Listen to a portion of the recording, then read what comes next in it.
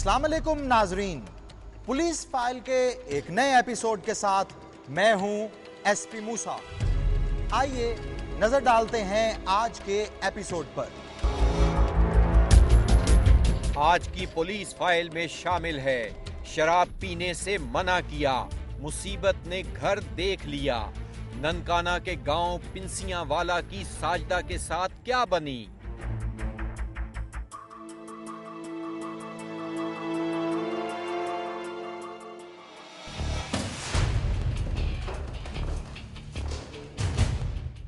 कानून ने ठीक गर्दन से जकड़ा, पुलिस ने डाकू पकड़ा। मेरी कहानी में एसपी मूसा आपको बताएगा एक खतरनाक गैंग के पकड़ने की कहानी। पुलिस से तो साफ छूट जाते हैं, लुटेरे आवाम को लूट जाते हैं। मुश्तरी होशियार बाश। थाना बड़ा घर ननकाना साहब, जहां दर्ज हुआ मुकदमा नंबर 120/11। क्या है अहवाल इस मुकदमे का, कौन है जालिम और कौन है मजलूम, आइए देखते हैं।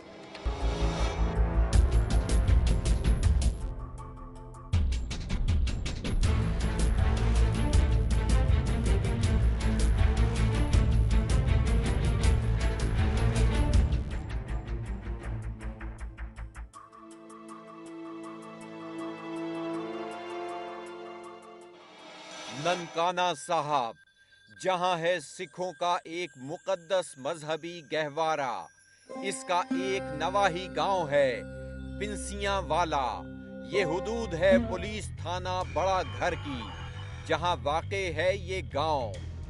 इसे कहते हैं चक नंबर 641 गाफ बे। इस गांव में रहती है आराई बरादरी और लोग एक दूसरे के दोस्त यार हैं और रिश्तेदार। मगर इसी गांव में रहते हैं दो शैतान, जिनके लिए ना इंसानियत कोई चीज है ना ईमान। ये गांव की खूबसूरत लड़कियों पर नजर रखते हैं, उनको देखकर जुमले कसते हैं और कभी कभी नौबत पहुंचती है 10 दराजी तक। इन दोनों में से है एक नाम, महमूद अहमद। देखिए ये किस अंदाज से बैठा सिगरेट के कश लगा रहा है। ये गिरेबान खोले बैठा बदमाशी दिखा रहा है। इस तरह इसका रोब गांव वालों पर रहता है और सबको खौफ से मानना पड़ता है ये जो कुछ कहता है। दूसरा है सज्जाद उर्फ शहजाद। ये इसका मुलाजिम है। ये संभालता है महमूद अहमद की रंग रलियों का सारा इंतजाम और इस तरह गांव में है बदनाम। महमूद को पीने पिलाने का शौक है और अपने मुलाजिम शहजाद के साथ मिलकर ऐश उड़ाने का शौक है। इनके पास आते रहते हैं हवेली में इनके दोस्त जो इलाके भर में मशहूर हैं, बदतमाश और अय्याश।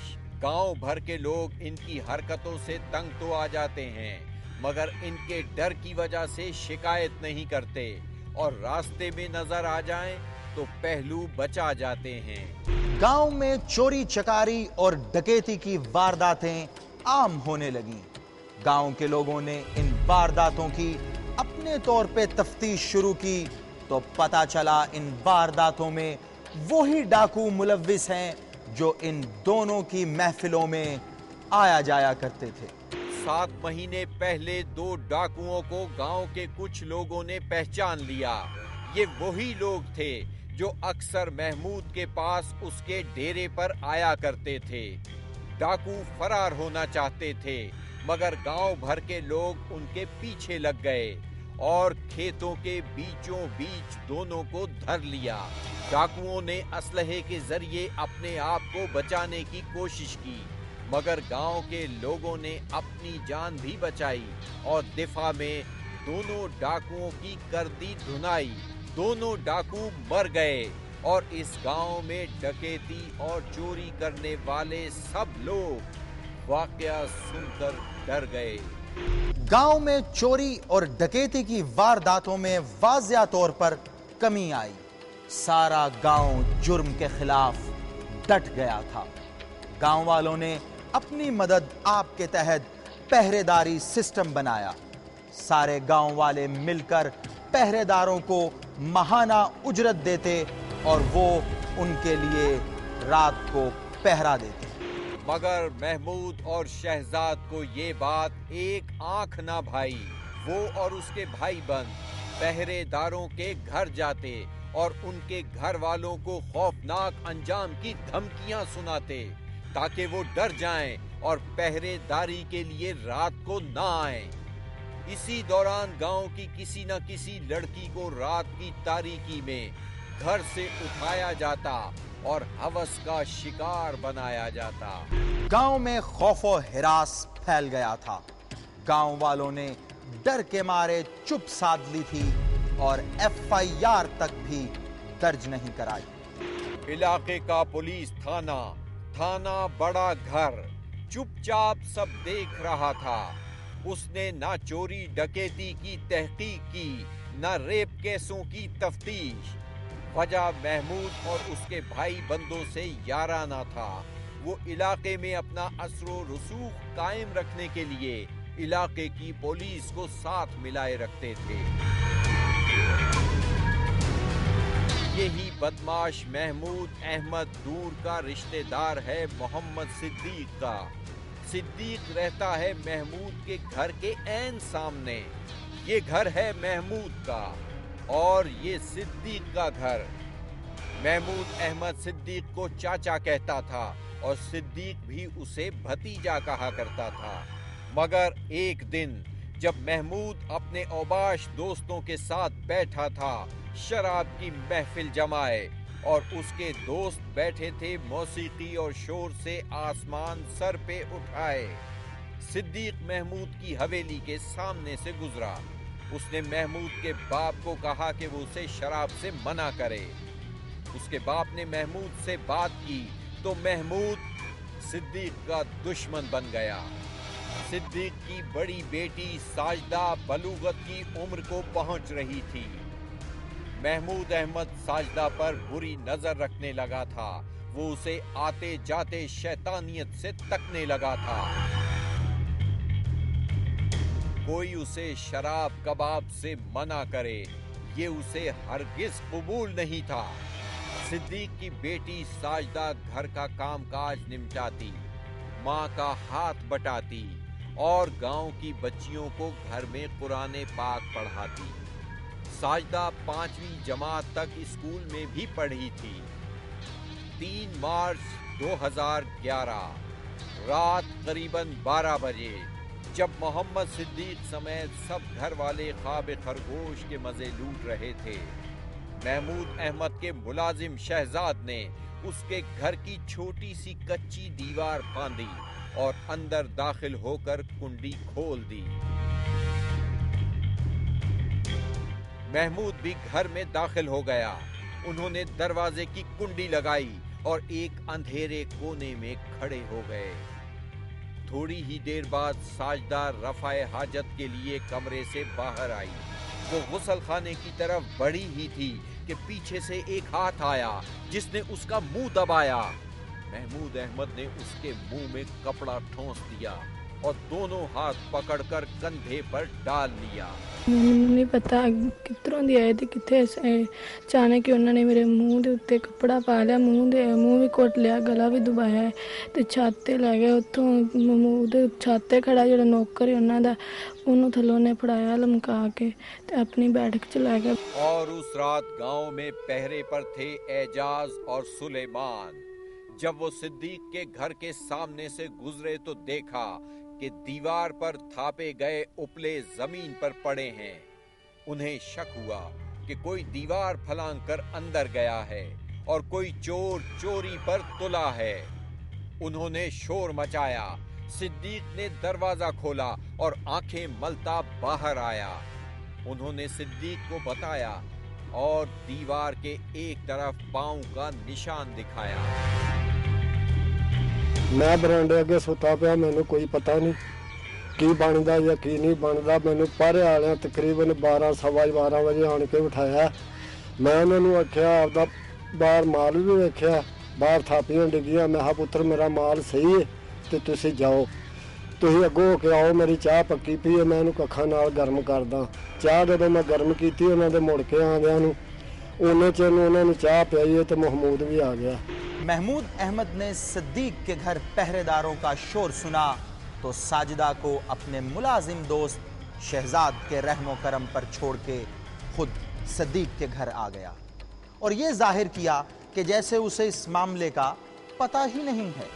सिद्दीक ने महमूद को चाय पिलाई क्योंकि वो अभी तक उस कयामत से ला इल्म था जो उस पर टूट रही थी। उधर साजिदा सज्जाद और शहजाद की दरिंदगी का निशाना बन गई। आगे क्या हुआ ये हम आपको बताएंगे, मगर एक ब्रेक के बाद। ब्रेक के बाद देखिए रेप, डकैती, शराब नोशी और पुलिस की खामोशी। ननकाना के गांव 641 गांव पे पिंसियां वाला की साजिदा के मुकदमे का ड्रॉप सीन कैसे हुआ?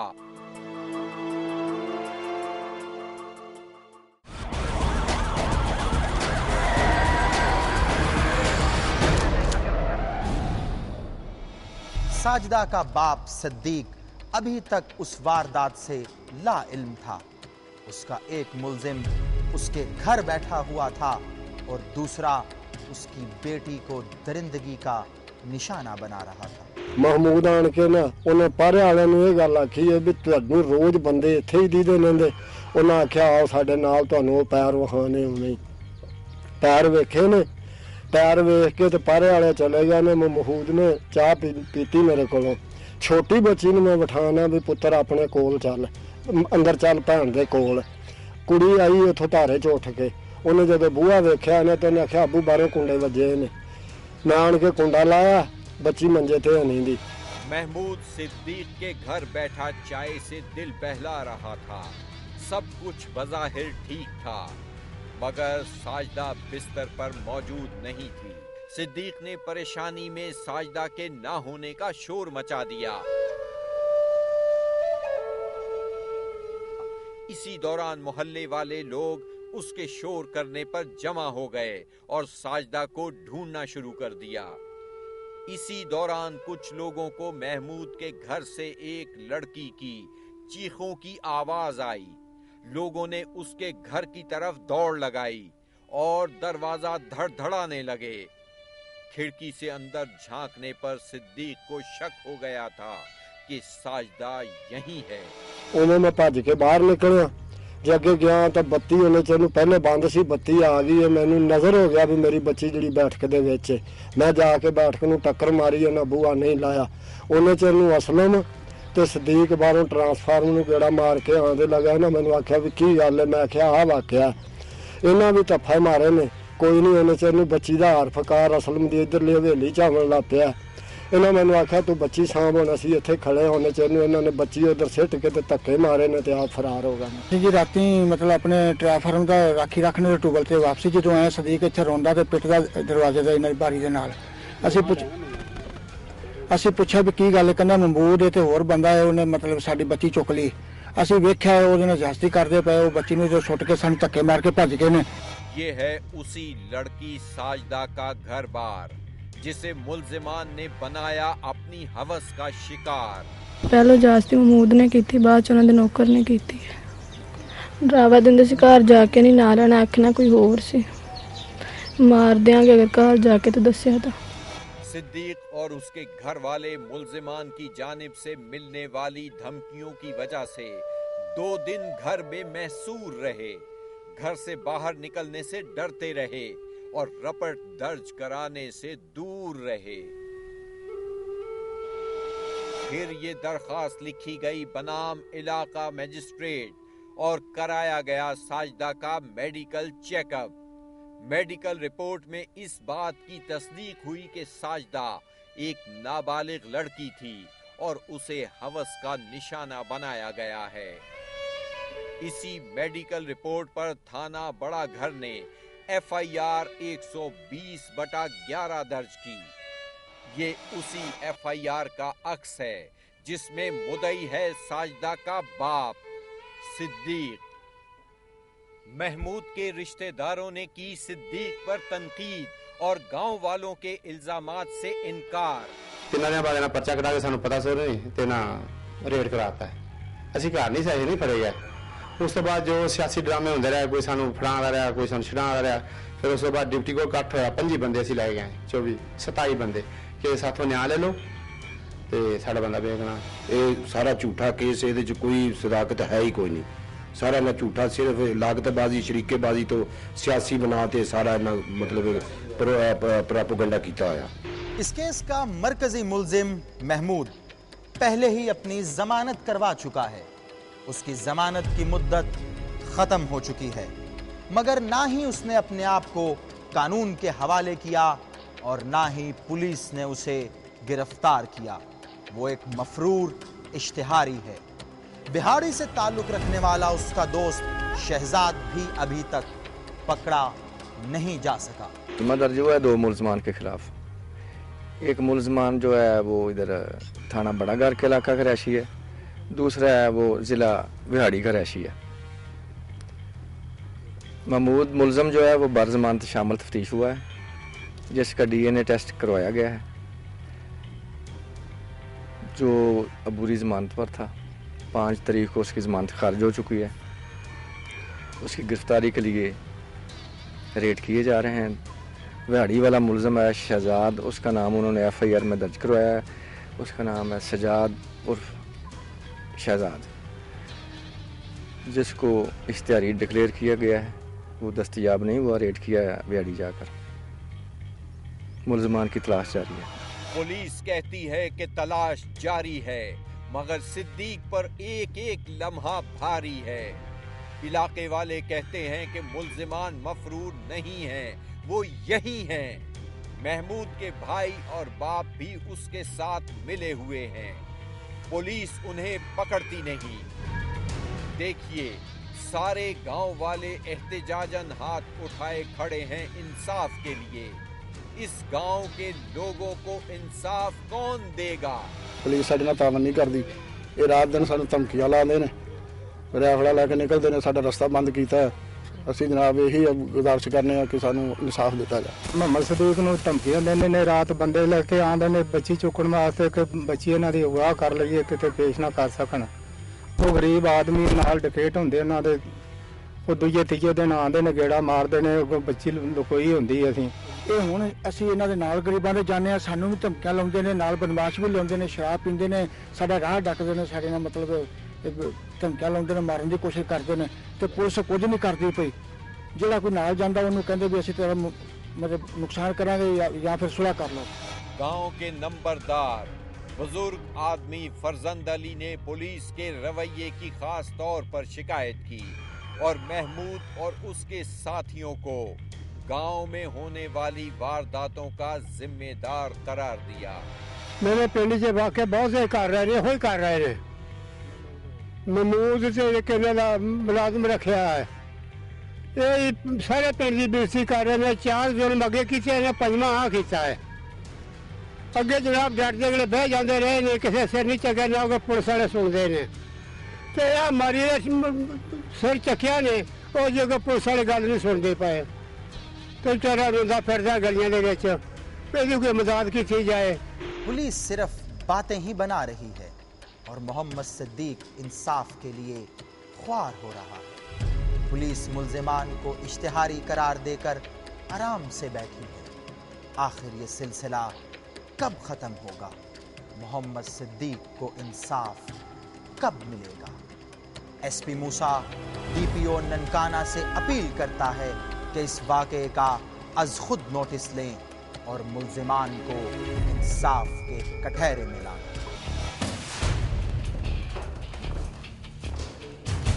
ब्रेक के बाद देखिए, कानून ने ठीक गर्दन से जकड़ा, पुलिस ने डाकू पकड़ा। मेरी कहानी में SP मूसा आपको बताएगा एक खतरनाक गैंग के पकड़ने की कहानी।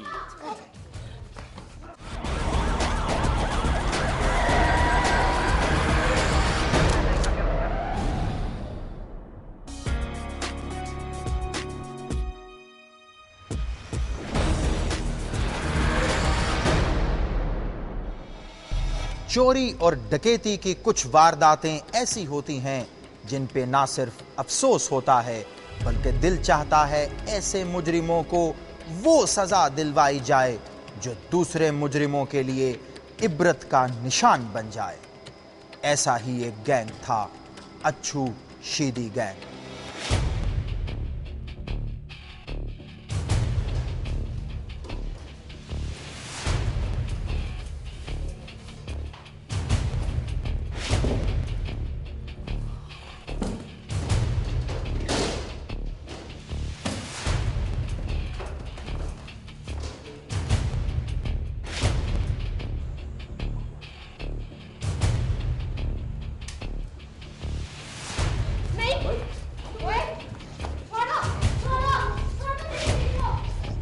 इस गैंग ने एक महीने में 10 डकैतियां की। उनकी डकैती में एक खास पैटर्न ये था कि ये लोग औरतों को रेप करते और उनकी फिल्म भी बना लेते, फिर उनको ब्लैकमेल करते। डर के मारे कोई भी पुलिस के पास ना जाता।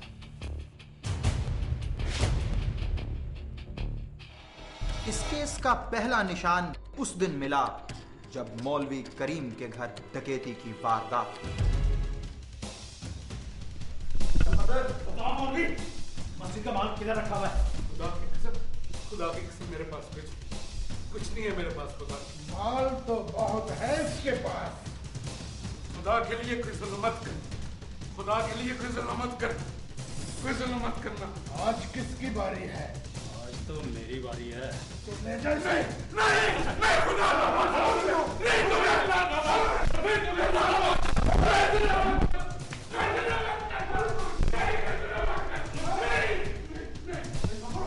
मौलवी करीम ने भी इस वाकये की रिपोर्ट दर्ज नहीं करवाई। कुछ दिन बाद सायरा के फोन पर एक कॉल आई। हेलो, कौन हो तुम? ओ, याद करो। तुम जैसे कुत्ते को कौन भूल सकता है?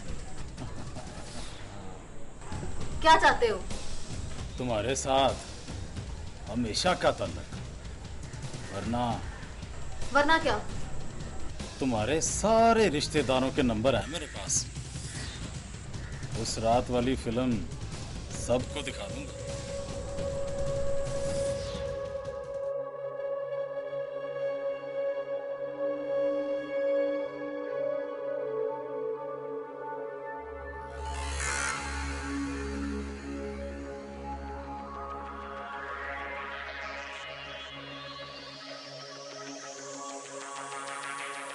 सायरा और मौलवी करीम के लिए यह फैसला मुश्किल था, लेकिन उन्होंने हौसला किया और थाने आ गए।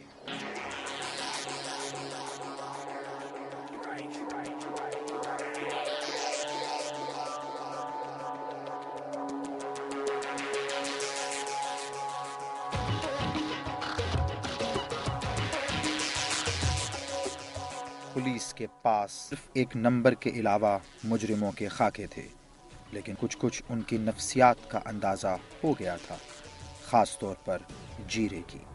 पुलिस ने एक प्लान बनाया, मगर जिस नंबर से फोन आया था वो बंद था और उसको ट्रेस करना मुश्किल था। पुलिस ने ताहिरा की ड्यूटी लगा दी। वो इस काम के लिए अच्छा इंतखाब था। ताहिरा इस फोन नंबर पर कई दिन तक फोन करती रही, लेकिन कोई जवाब ना मिला।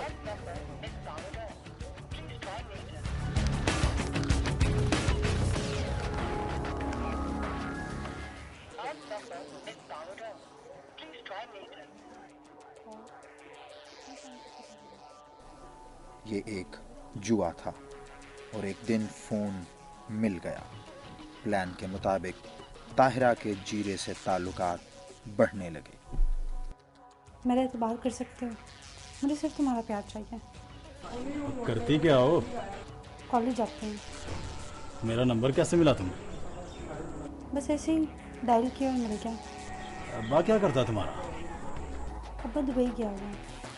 मैं तुमसे मिलना चाहती हूँ। अरे कहाँ?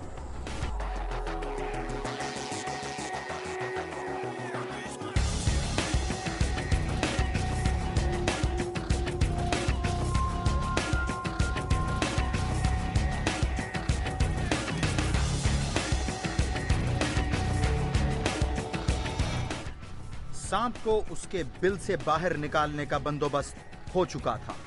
अब इंतजार था उसके बाहर आने का।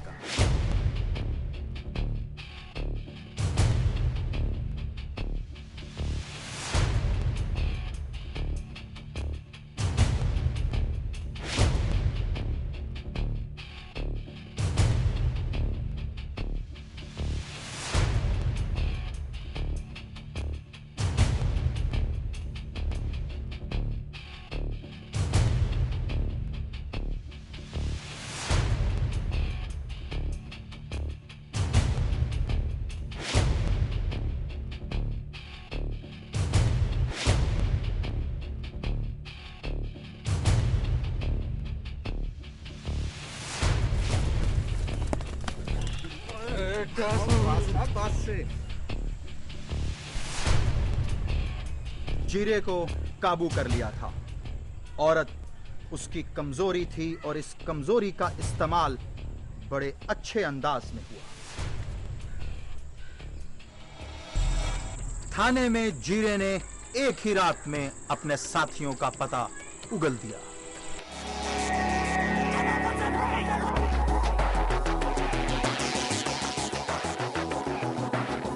उनके कब्जे से नाजायज असलहा, नकदी और बहुत से मोबाइल फोन बरामद हुए। इसके अलावा बहुत सी सीडीज भी थीं जिनमें उन लोगों ने मजलूम खवातीन की फिल्में कॉपी की थीं। मुजरिम कितना ही होशियार और चालाक क्यों ना हो, उसकी कोई ना कोई कमजोरी जरूर होती है और वो ही कमजोरी पहुंचा देती है उसे जेल की काल कोठड़ी और फिर फांसी के फंदे तक। अगर आपके आसपास भी कोई जुर्म हो रहा है तो खामोश मत रहिए, बोलिए, क्योंकि आपकी मदद के बिना कानून और इंसाफ कुछ नहीं कर सकता। हमें एसएमएस करें, PF लिखकर स्पेस दें, अपना पैगाम लिखें और 3031 पे हमें भेज दें या हमें ईमेल करें। हमारा एड्रेस है policeFile@dunianews.tv या हमें खत लिखिए। हमारा पता है program police file, PO box number 500 Lahore. Break के बाद देखिए, पुलिस से तो साफ छूट जाते हैं, लुटेरे आवाम को लूट जाते हैं। मुश्तरी होशियार बाश।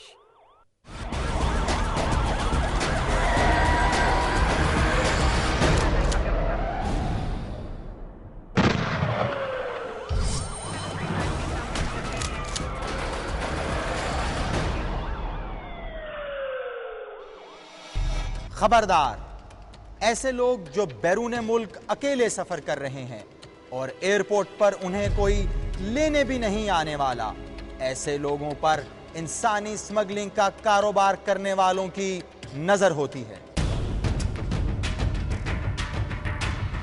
ख्याल रखिए, जब आप मुल्क से बाहर तन्हा जाएं और आपके अपने आपको लेने ना आए या उस मुल्क में आपने अकेले ही सफर करना हो या होटल में रहना हो, इंसानी स्मगलर से होशियार रहें।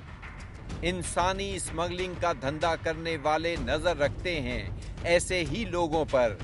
कभी वो एयरपोर्ट पर ही आपसे ताल्लुकात बनाने की कोशिश करेंगे और अपनी नेकूकारी और मददगारी का झांसा देंगे या आपका पीछा करेंगे और जहां अकेला पाएंगे अपने दाम में फंसाएंगे। मुल्क से बाहर अकेले सफर करने की सूरत में उस मुल्क की सिक्योरिटी और रेस्क्यू के नंबर एयरपोर्ट या बंदरगाह से जरूर हासिल कर लें। और जहां भी आपको शुबा हो कि आपको दाम में फंसाया जा रहा है या आपके पीछे पीछे कोई आ रहा है और खतरा महसूस करें तो रेस्क्यू के नंबर पर फौरन इत्तला करें। इस तरह आप बड़े नुकसान से बच जाएंगे और इंसानी स्मगलरों और बदमाशों के निर्गे में नहीं आएंगे। इंसानी स्मगलिंग का धंधा करने वाले दुनिया भर में फैले हुए हैं। ये लोग दूसरों को फंसाते हैं, अपना बनाते हैं और फिर मुश्किलात से दो चार कर देते हैं। दूसरे मुमालिक में स्मगल करके लाखों रुपया कमाते हैं। जब भी बैरून मुल्क सफर करें, एहतियात से काम लें। मुश्तरी होशियार बाश।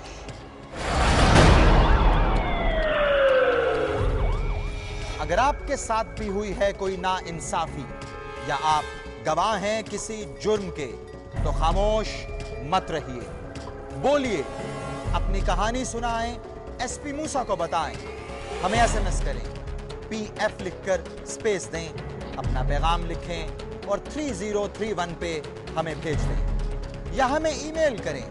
हमारा एड्रेस है policeFile@dunianews.tv या हमें खत लिखिए। हमारा पता है program police file, PO box number 500 Lahore. अपना और अपने इर्द गिर्द वालों का ख्याल रखिएगा। आपसे मुलाकात होगी पुलिस फाइल के अगले प्रोग्राम में। तब तक के लिए एसपी मूसा और उसकी इन्वेस्टिगेशन टीम को इजाजत दीजिए। खुदा हाफिज।